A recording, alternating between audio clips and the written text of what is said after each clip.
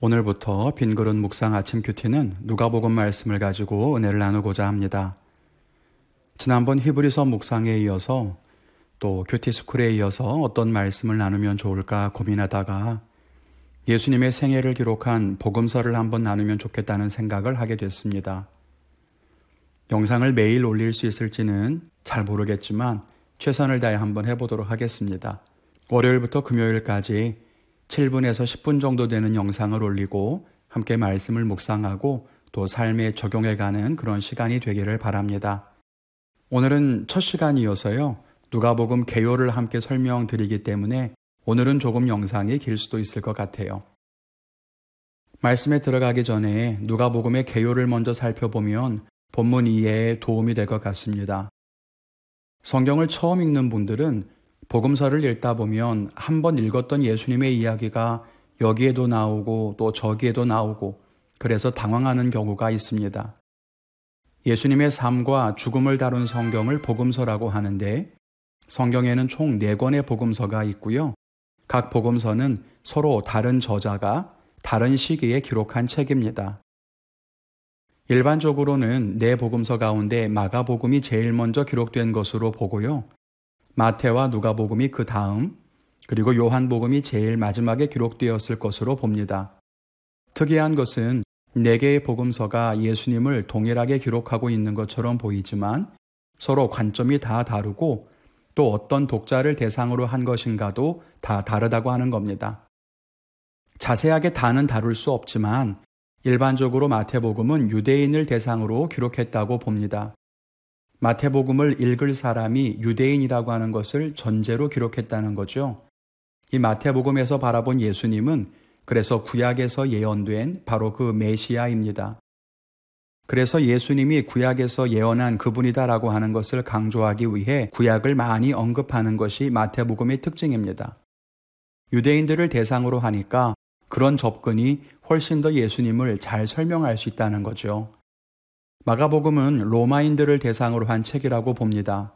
특이한 것은 이 마가복음은 군더더기 없이 예수님의 삶과 죽음이 정말 긴박하게 기록되어 있습니다. 그래서 예수님의 행보가 굉장히 긴급하게 묘사가 되고 있습니다. 우리가 이번에 살펴볼 누가복음은 헬라인들에게 기록한 것으로 예수님의 생애를 이방인들도 쉽게 이해할 수 있게 역사적인 관점으로 기록하고 있다는 특징이 있습니다. 누가복음을 기록한 누가는 그 직업이 의사라고 알려져 있는데요. 그래서 그런지 문체가 굉장히 논리정연하고 비교적 합리적인 논점을 놓치지 않고 있습니다. 이방인들에게 예수님을 쉽게 설명하고 있다는 거예요. 그래서 저는 신앙생활을 처음 하는 분들에게 누가복음을 먼저 읽으라고 권하는 편입니다. 또 마지막 요한복음은 모든 사람에게 읽히도록 기록한 책인데 특이한 것은 예수님의 신성을 강조하고 있다는 것, 또 다른 복음서는 시간 순서에 따라 예수님의 삶을 조명하고 있는 반면에 요한복음은 예수님이 누구이신가에 대해서 설명하는 신학적인 관점을 담고 있다는 겁니다. 그래서 요한복음에서는 시간 순서가 별로 의미가 없어요. 시간대별로 정리한 것이 아니라 예수님이 누구이신가를 더 중요하게 다루고 있기 때문입니다. 그래서 마태, 누가, 마가, 요한의 그림이나 조각상을 보시게 되면 그들 옆에 이상한 그림들이 함께 있는 것을 볼 수 있습니다. 이 마태 옆에는 천사처럼 보이는 그림이 있는데 이건 사람의 얼굴이고요. 마가 옆에는 사자, 누가 옆에는 황소, 요한 옆에는 독수리가 그려져 있습니다. 이렇게 이해하는 근거는 요한계시록 4장에서 찾아볼 수가 있는데요. 계시록 4장에 보면 요한이 천국의 환상을 봅니다. 거기에 하나님의 보좌가 나오는데 이 보좌를 둘러싼 4개의 생물이 나와요. 그 생물이 정확하게 사자다, 독수리다, 황소다 이런 건 아니지만 사자 같고 송아지 같고 사람 같고 독수리 같은 4생물이 나옵니다. 이 생물들은 6 날개를 가졌고 하나님을 찬양하고 있다고 묘사가 돼요. 이 하나님의 보좌를 둘러싼 4생물을 복음서에서 묘사한 서로 다른 예수님에 대한 관점과 연결하는 것입니다. 마태복음에서는 예수님을 구약에서 예언한 메시아, 즉 왕으로 오신 구원자를 묘사하니까 마태는 사람의 얼굴을 한 생물로, 마가는 말씀드렸듯이 긴박하게 또 당당하게 십자가를 향해 달려가는 저돌적이고 진취적인 예수님을 그리고 있기 때문에 사자의 얼굴을 한 생물을 연결하고 있습니다. 누가는 이방인들에게 우리의 죄를 위해 죽으신 희생제물로 예수님을 천천히 역사적으로 설명하고 있어서 제물의 이미지를 가진 송아지 얼굴을 한 생물과 연결되고, 요한은 예수님의 신성을 묘사하고 하나님으로 설명하기 때문에 높이 있는 동물, 즉 독수리의 얼굴을 한 생물과 연결하고 있습니다. 그래서 마태는 사람, 마가는 사자, 누가는 송아지, 요한은 독수리가 이렇게 그려져 있는 거예요. 나중에 더 그림을 많이 보시거나 유럽 여행을 가시면 동상이나 그림에서 이런 것들을 많이 보실 수가 있겠습니다. 누가복음은 말씀드린 대로 누가가 기록했습니다. 그는 의사였고요. 바울과 함께 전도 사역을 했던 사람입니다. 2차 선교 여행에서 바울과 동행하는 등 많은 시간을 바울과 함께 했지요. 그는 이방 사람들에게 그리스도를 전하기 위해 2권의 책을 기록하는데, 하나는 예수 그리스도가 이 땅에 오신 것부터 십자가에서 죽으셨다가 부활하신 것을 기록한 누가복음, 다른 하나는 예수님이 하늘로 승천하신 이후에 그의 제자들이 복음을 전하는 과정을 기록한 사도행전이 그것입니다. 그러므로 누가복음과 사도행전은 서로 연결되는 책이고 서로 같은 관점으로 기록한 것입니다. 앞에서 살펴본 송아지의 이미지처럼 우리의 죄를 대신 지신 예수님을 묘사하고 있고, 시간 순서대로 예수님의 삶과 죽음을 기록하고 있습니다. 이제 누가복음 말씀 묵상에 들어가 보겠습니다. 오늘은 누가복음 1장 1절부터 4절까지 말씀을 묵상하려고 합니다. 누가복음의 처음 시작인데요. 먼저 본문을 읽어보도록 하겠습니다. 우리 중에 이루어진 사실에 대하여 처음부터 목격자와 말씀의 일꾼된 자들이 전하여 준 그대로 내력을 저술하려고 붓을 든 사람이 많은지라. 그 모든 일을 근원부터 자세히 미루어 살핀 나도 데오빌로 각하에게 차례대로 써보내는 것이 좋은 줄 알았노니, 이는 각하가 알고 있는 바를 더 확실하게 하려 함이로라. 아멘. 이 누가복음의 서두는 다른 복음서와는 다르게 마치 편지인 것 같은 인상을 줍니다. 맞습니다. 오늘 본문에는요, 이 글을 받는 대상이 구체적으로 언급되어 있습니다. 그렇다고 해서 누가복음이 편지인 것은 아니고요. 이것은 당시의 헬레니즘 문학에서 볼 수 있는 헌정 양식입니다. 왜 요즘에도 책을 보면 이 작품을 누구누구에게 바친다 이런 거 볼 수 있지 않습니까? 그런 문구라는 거예요. 그가 누구냐면 데오빌로 각하라고 하는 겁니다. 그러니까 분명히 한 사람에게 보내는 편지는 아닐 수 있지만 분명히 이 글을 바치고 싶은 대상인 것은 맞는 거죠.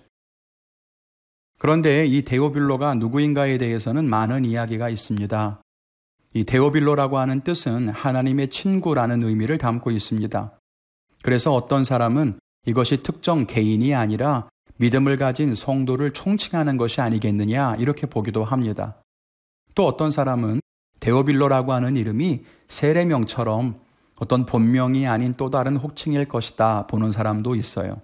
그런데 저는 이 각하라고 하는 표현은 어느 정도의 높은 계급을 가진 사람에게 붙이는 말이기 때문에 높은 자리에 있었던 어떤 이방인, 즉 실제 있었던 인물일 것이라고 보는 것이 적합할 거라고 생각합니다. 아무튼 누가는 데오빌로에게 이 글을 헌정하고 있습니다. 데오빌로 한 사람에게만 보낸 글은 아니지만 데오빌로가 분명히 볼 것이라고 기대하는 마음이 있는 거죠. 그런데 누가가 데오빌로에게 이 글을 헌정하는 이유가 무엇일까요? 4절에 보면 각하가 알고 있는 바를 더 확실하게 하려 함이라고 합니다. 그렇게 본다면 데오빌로는 이미 복음에 대해서, 예수 그리스도에 대해서 이미 들었던 것 같습니다. 어느 정도의 지식을 갖고 있는 그에게 더 확실하게 가르쳐 주기를 원하고 있다는 거예요. 여러분 오늘 말씀을 보면서 여러분들은 어떤 생각이 드셨나요? 제가 말씀에서 깨닫게 된 것, 삶에 적용할 것들을 나누도록 하겠습니다. 첫째는 성도의 신앙을 견고하게 세우는 일이 중요하다라고 하는 것을 알게 됐습니다. 말씀드린 것처럼 누가는 분명하게 이 글을 쓴 목적을 가지고 있었습니다. 데오빌로의 신앙을 견고하게 하려고, 그가 알고 있는 것을 더 확실하게 하기 위해서입니다. 누가는 이 글로 신학적인 논쟁을 하려는 것도 아니었고 자기의 지식을 자랑하려는 것도 아니었습니다. 우리는 누가복음이 이방인, 즉 헬레니즘 세계에 사는 사람들을 대상으로 기록한 책이라고 했는데 만일 우리가 앞에서 다룬 것처럼 데오빌로가 이방인이라고 한다면 누가복음이 이방인을 대상으로 한 책이라는 것이 서로 연결됩니다. 그래서 누가복음은 이방인들이 잘 알지 못하는 구약 성경의 이야기라든가 이스라엘의 역사라든가 예언이라고 하는 것들은 다 빼고요. 이방인의 이야기, 즉 그들이 알아들을 수 있는 말로 예수님을 전하고 있다는 거예요. 이렇게 성도의 신앙을 견고하게 세우기 위해 노력하는 것이 중요하다고 생각이 됐습니다. 우리도 이 일에 마음과 정성을 기울여야 할 줄로 믿습니다. 우리가 가정에서 먼저 믿은 사람이라면 믿지 않는 배우자나 연로하신 부모님에게 우리는 어떤 태도로 신앙을 전하고 있습니까?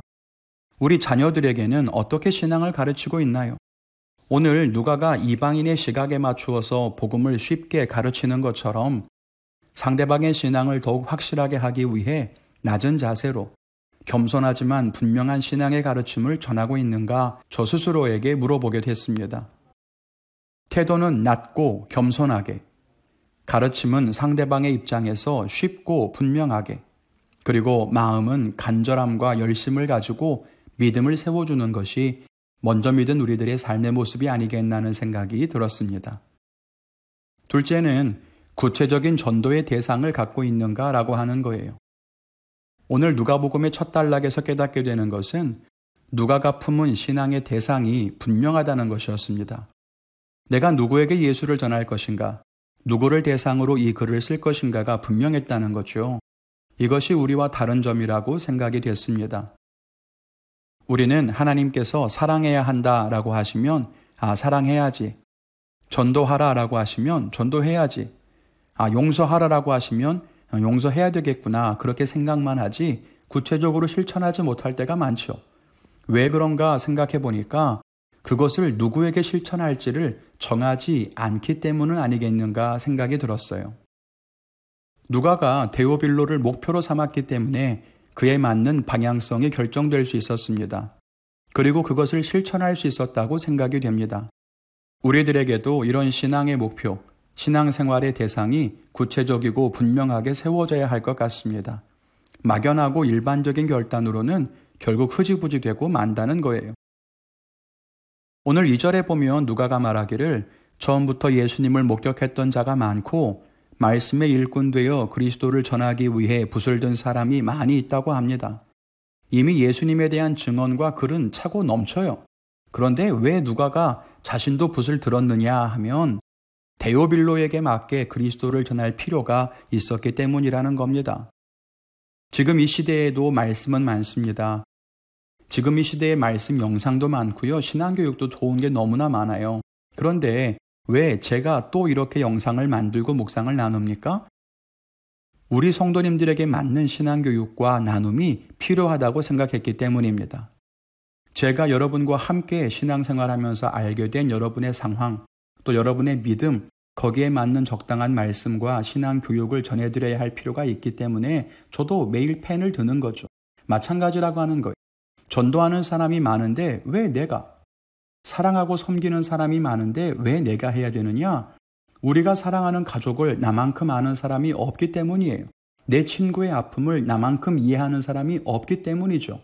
그러므로 내가 그들의 입장에서 그리스도를 전하고 복음을 증거할 수 있는 좋은 통로가 될 수 있다는 것입니다. 그러므로 우리는 전도의 분명한 목표, 섬김과 행함의 분명한 대상을 결정해서 그것을 구체적으로 실천해 갈 필요가 있을 것 같습니다. 그럴 때 우리 결단이 허공에 사라지지 않고 실현될 수 있을 것입니다. 오늘의 묵상을 맺겠습니다. 여러분들은 오늘 말씀을 통해 무엇을 깨달으시고 또 무엇을 적용하셨나요? 여러분의 깨달음을 한번 생각해 보시죠. 저는 이렇게 오늘의 적용을 삼아봤습니다. 첫째, 우리는 신앙을 견고히 세우는 일에 열심을 다하고 있는가예요. 가정을 믿음으로 든든하게 세우는 것, 가족들, 자녀들을 신앙으로 세우는 일에 힘을 다하고 있는가? 오늘 데오빌로를 생각했던 누가의 모습 속에 한번 돌아보기를 원합니다. 둘째로는 그렇게 우리는 복음을 전할 구체적인 대상을 정해놓았는가? 혹은 용서할 사람, 사랑을 전해줄 사람을 정해놓았는가라고 하는 거죠. 말씀을 읽을 때 이것이 나를 향한 것이 아니라 이웃을 향한 말씀이라고 깨닫게 되거든, 이웃에게 실천해야 되는 말씀을 듣게 되거든, 늘 그 대상을 구체적으로 정하십시오. 그러면 보다 쉽게 실천할 수 있을 것입니다. 여러분들도 나름대로의 묵상과 결단이 있으시지요. 여러분의 묵상과 결단이 무엇이든지 또 그것을 붙들고 하루를 살아가시기를 응원합니다. 오늘부터 시작되는 누가복음 묵상이 우리를 더욱 말씀으로 가까이 또 하나님께로 가까이 인도해가는 귀한 과정이 되기를 바랍니다. 믿음으로 말씀 안에 승리하시기를 주님의 이름으로 축원합니다.